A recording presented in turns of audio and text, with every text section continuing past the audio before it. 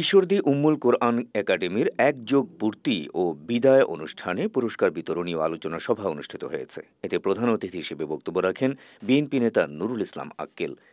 বিশেষ অতিথি হিসেবে বক্তব্য রাখেন ঈশ্বরদী উপজেলা প্রেস ক্লাবের সভাপতি ও জাতীয় সাংবাদিক সোসাইটির কেন্দ্রীয় সাংগঠনিক সচিব তৌহিদ আক্তার পান্না।